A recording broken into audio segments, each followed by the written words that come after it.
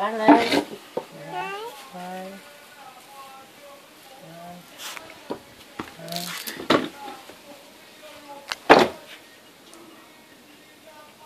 Bắt con chuồn chuồn đi. Chuồn chuồn đi. Nó 3-4 tuổi. Sáng thấy con cua nằm ngửa dưới thân của nó ngã. Chuồn chuồn chuồn chuồn. Làm nghiêm tôm cho mình luộc à? Đấy. Chiều. Chuồn chuồn đấy.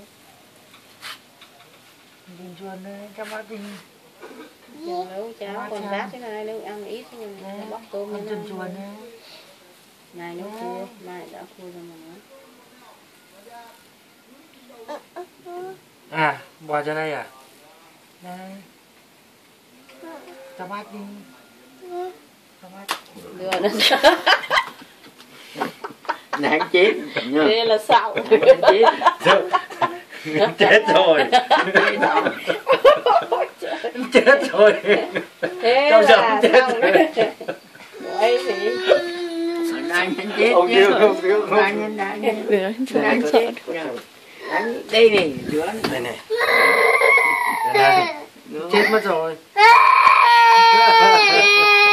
À để ông bắt con khác nhá. Ông. Có độ tôi mồm nhà tự nhiên là dặn nó chết.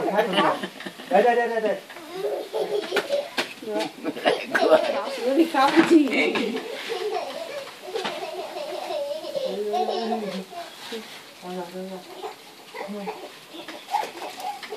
Hắn này tưởng là đã anh chết rồi mình đang Nó sợ đấy. Bay cho người kia rồi. Bay ra đó rồi. Đây đây đây đây. Đâu rồi?